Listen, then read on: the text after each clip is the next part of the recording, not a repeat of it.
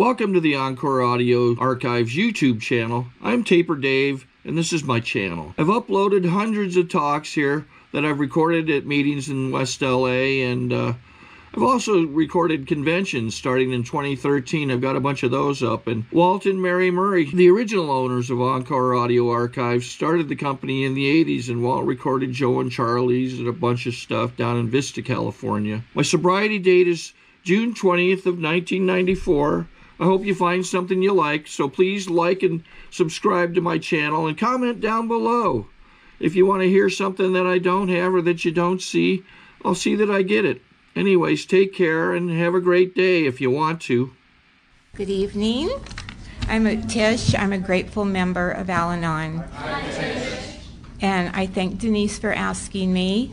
And I love Alanon. It's really become my life, a huge part of my life, and it's changed my life dramatically. When after Denise asked me to speak, I was at my daughter's house, and I went to the library with my granddaughter, and they taught her how to make a storyboard. And you read a story, and you make a square and divide it up into 6 things, and you tell your story in sequence. And I thought that was cool, so I called her last week, and I said, Ava, can you tell me how to make that storyboard? Oh, sure, Grammy. She said, are you going to do it on the tortoise and the hare? And I said, well, I'm not sure, but it'll be kind of like that one. And so she took me through, she read the story, and she took me through the sequence to make sure I got it just right. And she told me to start with Once Upon a Time. So I'm going to start with Once Upon a Time. And if you guys ever meet Ava, tell her I told you the story of the rabbit and the hare. Yeah. So I was raised in an alcoholic family, and I was the youngest of 7 kids. Both my parents were alcoholic. And so my topic tonight is trust. And as I don't know why I picked trust, but I did. But as I reminisce about my past and my childhood, I realized that I never really did trust. I didn't ever have the opportunity to trust. You know, my parents were not available. They were busy doing their deal, and my mom was 40 when she had me, and she'd had it. You know, she was over having kids, I think. And I even tell the story, my dad took her to the hospital to have me on a bucket of nails. He was a roofing contractor, and she had to sit on this bucket of nails. And then they kept her a week, and then my dad was too drunk to pick me up. So my brother-in-law picked me up, and my mom named me Joy. And my brother-in-law said, I don't like that name, Joy, let's call her Tish. So I couldn't even trust what my name was from the day I was born. But anyway, my real name is Joy. So it was really a crazy childhood, and I couldn't trust anybody. I couldn't trust that there would be dinner on the table. I couldn't trust that my mother would show up. And, you know, I was just kind of, I think we call ourselves survivors. We just go through life, and we make the best of the circumstances. Another piece of that is my family was huge, and they were very loving. We had lots of company. We had lots of parties, lots of laughter, a lot of good times that I remember, and funny times, and so it wasn't all bad. It was dysfunctional, but it wasn't all bad. Then when I was 14, I met my husband. I was 14, he was 18, and we ended up getting married 5 years later. And he had been an addict and an alcoholic, and he used heroin before I met him about a half a dozen times, and then 40 years later he was diagnosed, and he died from Hep C about 10 years ago. So that's another story. But so I was married for almost 40 years, and I've been a widow for almost 10 now. And so we were married and had these 4 kids, and I tried to keep it all together, and the kids were doing their deal, and And I got busy organizing everybody's life and planning their future and running around and plugging up all the holes. And when there wasn't enough money, I would run and get a job, another job. And that was just my life. And I had my hand in 4 different schools that my kids were going to. And I was, you know, trying to be the very best and be there for everybody, for all things at all times. And I really prided myself on that. You know, I thought I was a good wife and I was a good mother.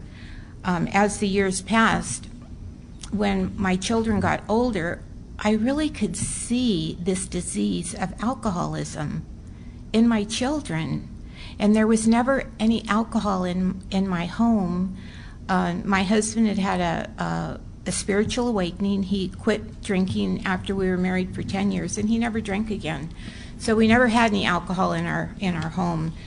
But I learned that this is a powerful, cunning, baffling disease, and it creeps up and it creeps in. And that's what I could see in my family. I could see it in my husband. I could see it in my children. And the harder I tried to fix it and make it right, the worse it got. It got so chaotic that I could not keep tabs on it anymore. And you know, I fought hard to keep it together and to let everybody be happy, and we had a lot of good times, but I just never could trust that they were going to do the right thing. I wanted them to do the damn right thing, and I could tell them how to do it, you know, but they just got older and they were not going to listen to me. And I struggled and I struggled, and I went to Alanon, and I don't know, I didn't stay. I didn't really get it. And I think most of us that come in think that we don't know what we think. And I didn't know what I thought, but I didn't think that was the place for me, and I left. So I kept manipulating and raising my family and my husband, and we went through some hard times. We went through a bankruptcy, and I had 3 kids in college, and it was really a lot of pressure. And you know, I just lost myself. I came to the end of Tish. I couldn't do anymore, and I realized that one day that I had done all I could do, and I was sick of who I became. I really became a really ugly person. And I couldn't trust my husband, I couldn't trust my kids, I didn't know where, I was just at wit's end. You lose yourself in this disease, and I always say, you don't even know what kind of ice cream you like anymore. You don't even know what you're supposed to be doing. You're just void. And I think most of us have been very kind and loving and nurturing, and we give of ourselves, and I gave of myself, I thought, you know, 100%, and I did it all in love. That's what I wanted to do. But I was just exasperated, and I looked at myself in the mirror, and I just thought, who are you? You know, I no longer laughed. I had no personality. I was just like a walking zombie. That's how I felt. And I called my mom, and you just can't even think about yourself, what to do, you know. And I had a higher power. I grew up with a higher power, so religion wasn't new to me, and it wasn't a disappointment to me at all. But I was lost in this disease. And so my life, I was just out of control. And so one day I was home by myself, and I called my mother. She had 40 years sobriety by this time. And I said, Mom, what do I do? And she said, well, honey, do you have a place to go? And I said, yeah. And she said, well, go. And I said, well, I don't know if that's the right thing. I don't know if that's what God wants me to do. And she said, well, you'll never know if you don't go. She said, you can always come back. So anyway, I left, and nobody was home. There were no circumstances. There was no big blowout. I was just done. I was at my bottom. I couldn't do another thing anymore to help my situation. I'd given it my best. And I took a laundry basket that had some shorts and tennis shoes and a toothbrush, and I was out the door. I could not stay there another minute.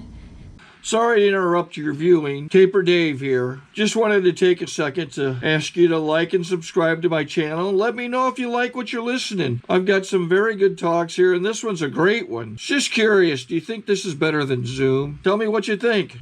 You know, it was just unacceptable behavior and unacceptable circumstances for me. And I'm not talking about running away. I used to run away on the weekends all the time, you know, not all the time, but, you know, he'd come home on Friday night and I'd say, I'm going to Thrifty's, and I'd go to LA and come back Sunday night. And my kids would say, Mom, did you bring something from Thrifty's? You know? Yeah, so I would run sometimes when I had the chance, loved to run.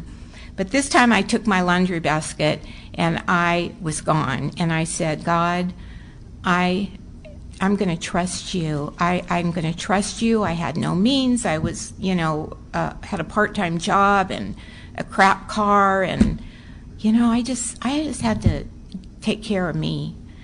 And I ended up, my friend was so worried about me that she asked me to go to her psychologist, and Dave always loves to hear me say this.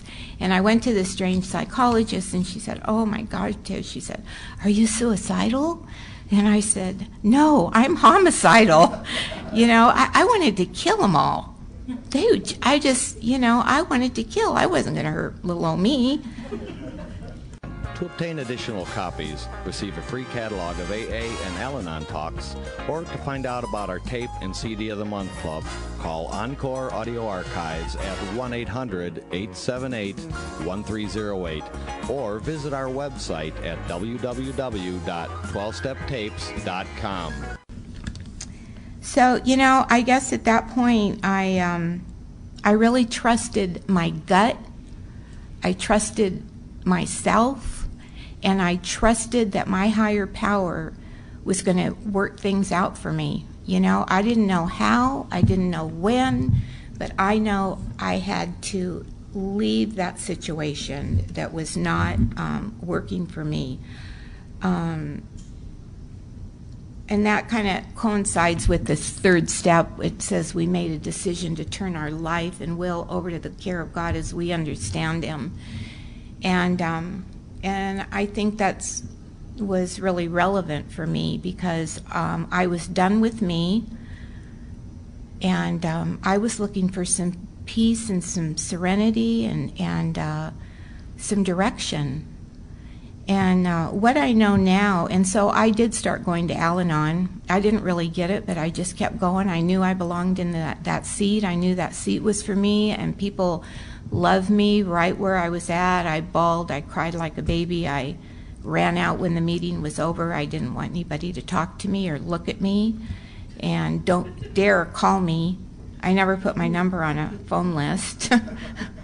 And but I listened and I kept coming back. I knew that I believe I belonged there. That I knew. And I just continued to trust God. You know, it seems like all of us, not just me, but people are going to let you down. You know, we're all made of the same old dirt, and we let each other down. Our friends, our relatives, our parents, our whoever, we all have shortcomings. And I think that's what I had learned, is that I had to trust my higher power. The people in my life had let me down.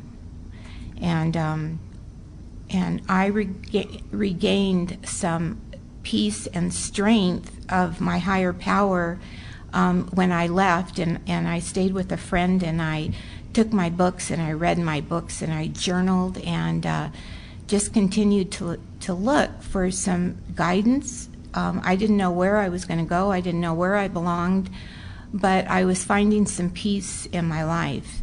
And you know, we can read all this stuff. We can read literature all day long, but at some point, for me, you know, I wanted that knowledge. I had this head knowledge. I wanted it, and it began to drop down into my heart. And there's a big difference there. You can have it in your head, but when it drops down into your heart, then you can really begin to make some changes in your life. And I got more clarity about what was happening in my life. And I wanted to blame them and say they sucked the life out of me. But, you know, today I can say I let them. I let them do that to me because I had no boundaries. I didn't know I had choices. These are all the things I began to learn in Alanon when I continued to listen and read the literature is that I could live differently. I could make different decisions. I could make different choices. I could say no. I can say no. Wow, what a thought. I can say no. I never really thought that that was possible for me. And I see that my higher power, he has a natural order for things that are going to take, how our life is going to unfold. He has a plan for us. He had a plan for Tish. I didn't know what it was at the time, but all I know is that I trusted him because I had no answers. And I wasn't going to let anybody else plot my life out for me because this was my life. It was the only life that I had. And I wanted to know what God's will was for me and for my life. I wanted to know that. And from Alanon, I believe that a process came where I became willing. I became willing to make changes. I was teachable. And that's important. Some people are not teachable. They think they know it all. But I was ready. I was so sick of me. I said, just let me have it. I want to know it. I want to learn it. I want to live it. I want to live this program. I want to apply these principles to my life because I want peace and serenity and hope and love. I want everything, all the promises that Alanon promises us. And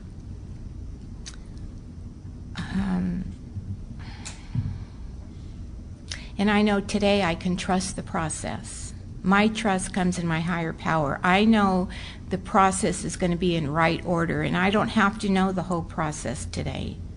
I just have to stay on today. It's 6:30, and I have 5.5 hours left of today, and I just try to stay on today and live the very best I can today. Tomorrow will take care of itself. All this crazy projecting that we all do about the what-ifs and where am I going to be and where's the money going to come from and how am I going to pay the bills, and you know, we're crazy. We just make ourselves crazy trying to anticipate the what-ifs. And our higher power has the whole thing all planned out, and it's so much easier to trust him. You know, I carried this big black garbage bag of everybody's shit in it. And I was lugging that thing around for years, lugging it around. And Alanon taught me to let go. You know, let go, let God. That's not my business. That's not my stuff. I can let it go. And you know what? I can live freely now. I can worry about Tish. And I take care of Tish, and I try to take care of Tish mentally, physically, spiritually. And when I do that, my friends, my family, people that know me, they benefit from that because I try to be at my very best. I want to be the best for me. I want to live the best. When I wake up in the morning, I reach out to my higher power and I ask for his guidance and his direction. I want his best for me today. I don't want second best. And the more I seek him and spend time with him and pray and meditate, I can feel his direction for me. And he uses people. You know, I don't hear these voices from heaven. He uses people, places, and things. That's how God operates. He'll show us little things or little miracles that happened. I mean, it's just really amazing if we take the time to listen, to watch, to look, to listen to all that he's doing for all of us in this program. He has so much to offer us. And, I get excited. When I left my house that time, how much time do I have? Am I okay? When I left my house that time, I had no idea where, what, and when, or how. And I really thought that when I left the house was going to go to the bank. Nobody else was capable of paying the bills and making the house payment. But you know what? I was willing to let that go because it was just a house. I wanted a home. You know, I was grieving because of the home, not because of the house, the building, the house. And, you know, I walked away from that house. And, you know, today I'm back in that house, and it's a beautiful house. It's not, you know, it's just a little tract home, but to me, it's Tish's house, and God made a way for me to live in that house, and every room looks like Tish. It's just, if you walk in there, you'll just know that's my house. And, you know, and I thank God that he gave me this house. I gave it to him at one point and said, take it, you can have it. I want to save my life. I need to take care of me, and I live in that house, and I always tell people I love my house, and that may sound odd to some people, but I really do love my house, and it's because of the process that I had to go through to end up back in that house, and it was a natural process, and if somebody would have told me that a long time ago, I probably wouldn't have listened. But and another thing I want to say is I love my friends in Alanon. They have all enriched my life in so many ways. I have a whole different life today. I've learned so many things that I didn't know as a housewife and a mother. You know, I can really say I love my life. I love my life, and I've got good relationships with people and with my children, and I owe it all to Alanon. It's given me these tools to live by, and I'm just going to continue to trust. I don't have to trust anybody else. I can just continue to trust my higher power because he brought me right here to this podium today, and I'm going to trust him for the rest of the trip. So I think with that, I will close. Is that enough? It's 6:30. Yeah. Huh? Okay, I will open it up if anybody would like to share on trust, and thank you. I think we got a great talk going on here. Thanks for watching the channel. Taper Dave here. Just curious, do you think this is better than Zoom? Okay, this is how I prepare my drone for launching. I like to do it inside the cab of my truck so I'm not standing outside in the weather. To install the joysticks for control, up and down, right and left, powered on. I have an Android phone that I use to connect it to the drone with. And it's actually controlled through the iPhone, through an app. Oops, wrong way. It's actually controlled through the iPhone, or through this Android phone, through the app. It's actually controlled through the Android phone, through an app, and you connect it through this short connection right here.